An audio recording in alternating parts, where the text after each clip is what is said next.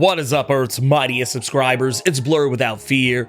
Welcome back to the channel. All right, today's video, we're going to be talking about Marauders #2 by Steve Orlando and Eleonora Carlini. In this video, we're going to be talking about some interesting revelations about the Kin Crimson, as well as some revised history to Eric the Red, as well as the Shi'ar's attempts to put a gag order on any of the atrocities that they've ever committed against mutants coming out to light should eerily remind you of how people are freaking out about critical race theory and some musings about Brimstone Love's next target. We're going to talk about all this and more right now, but first, let's hit that intro.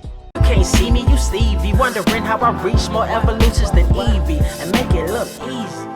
So when we pick this book back up, Eric the Red has already thrown an attack against the Marauders. Now, this is all because the Marauders have discovered a secret thanks to Cassandra Nova about the first mutants and how they were very likely enslaved and probably even experimented on by the Shi'ar Empire centuries ago. We're literally talking the first mutants who ever existed. Yes, before Namor, before Apocalypse, before anyone else who has ever claimed to be the first actual mutants. And this secret organization called the Kin Crimson has revealed themselves to Xandra, who is, for all intents and purposes, the leader of the Shi'ar Empire. And the Kin Crimson's goal is to watch over and safeguard the secrets of the Shi'ar Empire and help guide the Empire from the shadows, and only make themselves known when one of their secrets is about to be revealed. And that is what's happened with the character Delphos and why she has made herself known as a member of the Kin. And of course, we know about Eric the Red, a character who's been around since roughly around the time of the Dark Phoenix saga. Eric the Red has been retconned into being a member of this organization, and even how kind of silly and almost ineffective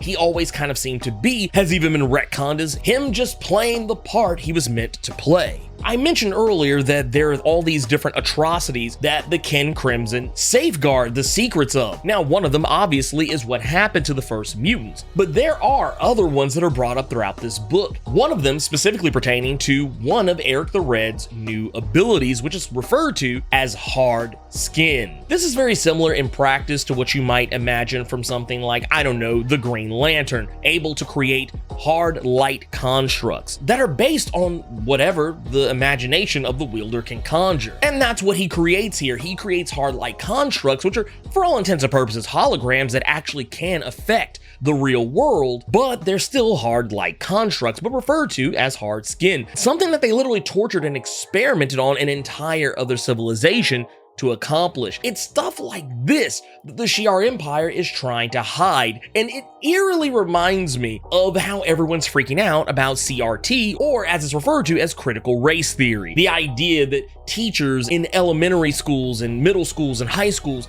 are teaching history that depicts how terrible white people were to the rest of the world, with parents thinking that it's going to make their white children feel terrible for being white, which is not actually what critical race theory is about. And in truth, critical race theory is not even something that's taught in middle schools, elementary schools, or even high schools. It's a college course. Matter of fact, it's a college course that's, by my own knowledge, is only offered in like maybe a handful of different universities. It's something you would literally have to pay someone to teach you. But everyone freaks out about it, and it's one of those situations where conservatives in the political arena are trying to have it wiped away from the history books. They don't want any children being taught about the terrible atrocities that white people have inflicted upon the various denizens of the United States of America, in a way whitewashing history to make it sanitized and palatable to anyone who would want to read it that would happen to have white skin. That's kind of what the Shi'ar Empire are doing in this situation. They don't want anyone to know about the things they've done in the past. They don't want anyone to know about all of the different atrocities that they have actually committed, all the genocides, all of the raping, pillaging, and plundering of the universe that they have done for arguably millions, if not billions of years. They don't want any of this stuff getting out, and even at a point in this issue, even directly say that they only want the universe to see the Shi'ar the way the Shi'ar want to be seen, not to see the crimes and the atrocities, the lies, and all that other stuff. They only want them to see what they want them to see. And I know some people are gonna say, "Oh, Blerd, you're reaching too much with this one. You're going to the bottom of the ocean with this." No, it's No, it's not a reach. These are things that are actually happening right now, you know, in the real world, in the United States. And this is not uncommon. It's not just an American thing. We've actually seen this with Japan. About roughly a decade ago, or maybe a little over a decade ago, Japan did away with any teachings whatsoever that would paint the picture of all the atrocities they committed against the Chinese decades ago, for the same reason. They didn't want Japanese people feeling bad about being Japanese, or feeling bad for the things that they did to someone else. On the flip side of that, honestly, you could take the German approach to this, which I think is honestly the better approach. Embrace your past by teaching other people about it, so that way you don't repeat the same dumbass mistakes. Say what you will about Germany and their past, but they are very proactive about not being associated with Nazis, and they don't even have to sanitize their history to do that. Now, once again, I'm getting a little off topic here, but the reason why all this is happening is because of, for one, Cassandra Nova. She knows something. She's keenly aware of some things that are happening in the Shi'ar, and you're probably wondering why. You're probably thinking to yourself, well, why would Cassandra Nova know any of these things about a millions or billions year old civilization that she's not connected to? Well, as we've said in the past, she actually is connected to the Shi'ar, because she is what they call a Mamudrai, this version of yourself, which is considered an anti-self, something that you would have to conquer and overcome when you're born. This tracks considering that Charles Xavier killed Cassandra Nova in the womb because she was his anti-self. But the Shi'ar look down on such things like the Mamudrai, and of course they have even more reason now to want to do away with her. Now the real question is, what is Xandra going to do about this? Because as she is now discovering, not only did everyone else in her cabinet and her empire know about this whole Kin Crimson thing, Gladiator chief among them, but now she is having to cope with it, realizing that there are other things potentially out there that the Kin Crimson don't want her to know about, and now having to determine what she's gonna do about it. On the one hand, the X-Men and mutants as a whole are her friends. Hell, her father, Charles Xavier, is one of the most famous mutants in all of existence. Not only that, but she views the X-Men as her friends.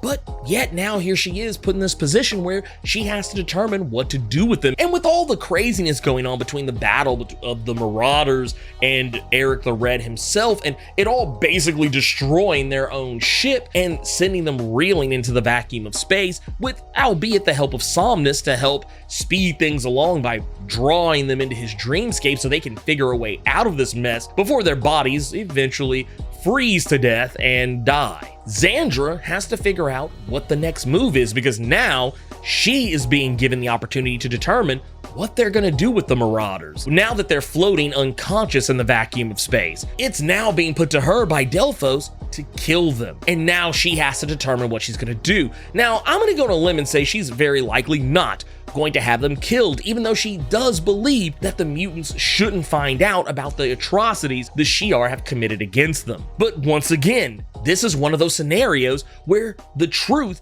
sometimes needs to come to light, and as my grandmother used to always tell me, what's done in the dark always, eventually, comes to the light. And that's what's gonna happen here ultimately, and I think Xandra is very likely gonna wind up understanding that, and that at some point they're gonna have to move forward. As Xandra even points out, the atrocities that were committed by the Shi'ar against mutants were thousands of years ago, and the Shi'ar today are not the Shi'ar of then, and more importantly, she wasn't the one that committed them. And I think there's a very strong case to be made here for coping with the sins of your past and your ancestors, and trying to not repeat those mistakes and moving forward and just being better in general. Hiding from your past only makes it come back even stronger. And I think Xandra's gonna understand that eventually. But all of these other atrocities that I see listed in this book, other than the first blood spilled, which is in reference to the first mutants, but there's even also the theft of the hard skin and the birth of the wet skin, which is brought up in this issue as well and explained. The ones that aren't explained are things like the Shapeless Ridge, the fall of Imperiax the Red, the gelding of Burge,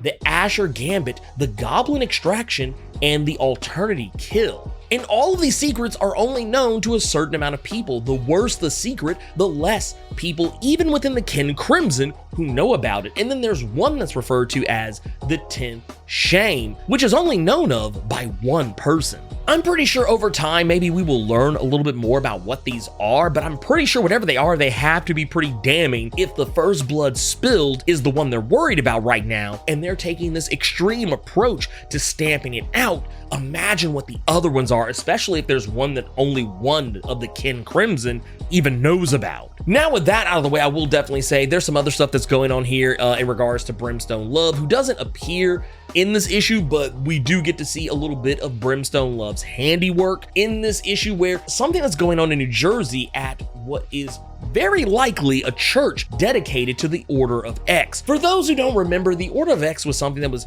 introduced shortly after House of X. It's a church, or more like a cult of individuals who worship mutants, and they want to be mutants. They love mutants so much that they're even willing to go as far as to kidnap and kill mutants, thinking that eating their flesh or harvesting their organs and, implanting them into themselves, whatever they can do, any way they can get a piece of being a mutant within them, they think that will turn them into being a mutant. I mean, in a way, it kind of can. Go look at people like Mr. Sinister, but there's a lot more to it than just, eating a couple of organs. All of that aside, the Order of X is incredibly problematic because, once again, they worship mutants. They revere them, but at the same time, they don't revere them enough to not want to kill them. You're probably sitting there thinking, oh, well, I mean, yeah, they, killing mutants isn't cool, but they still love them, so how can they be bad people? Aren't the Friends of Humanity, the Sapien League, Xeno, the Heritage Initiative, aren't these other groups even worse? Well, yes, but what the Order of X does is what you would probably categorize under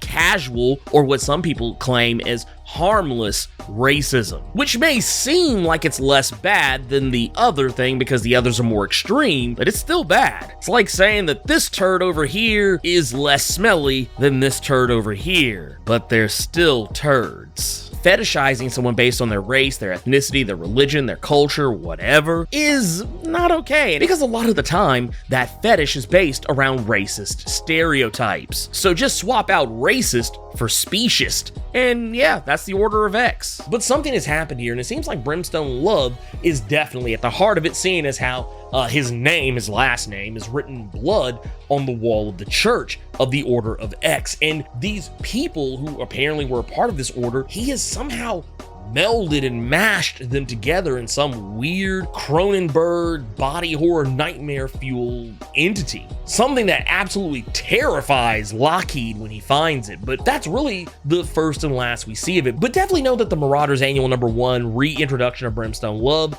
is not the last time we're gonna see this guy, so we'll very likely be seeing him again very soon. This book does a lot of really cool things. I like a lot of the stuff they're doing where they're exploring more of the powers of the Marauders, showcasing even more how Somnus's power can affect time, something that we technically already kind of knew that he could do, seeing as how that he spent a lifetime with Akihiro, despite the fact that it was really only a handful of scant minutes. And we also get to see how Tempo can manipulate time and how far even her powers can go, even if it was only for a little while, even able to bend laser beams and things of that nature as they come towards her. We're seeing so many different things out of all of these different characters and what all they're able to do, and even seeing some limitations of other characters' powers, like in the case of Bishop and Kate Pryde, how Bishop was able to absorb the hard light constructs that Eric the Red was able to create, because at the end of the day, they are energy. However, he is not able to actually contain it. He actually has to exhaust that energy because not doing so would kill him. That the energy of the hard skin is just that powerful. And speaking of the hard skin, it's something that Kate Pryde can't phase through. In the end, I definitely like where Steve Orlando is going with this. There are some criticisms I do have here and there. There's a little bit of the fawning and things of that nature that characters like Somnus and Aurora are doing, not just over Akihiro, but even other, characters and things that pop up in this issue that I could have done away with. But hey, it is what it is. I just kind of saw it, read it, moved on. And as I said with the previous issue, the art style of this book is definitely growing on me. Like I said, in the first issue, I wasn't really sure how I felt about it. I wasn't really crazy about it, at the beginning, and then eventually kind of, I kind of warmed up to it. But now I'm like, okay, yeah, this is fine. This is fine. It's definitely better in some parts versus others, but overall, this book is starting to, shape itself into something I think that could be particularly special, as long as they don't go too crazy with it. Hey, you gotta mix it up and change it up, but I'm kind of hoping we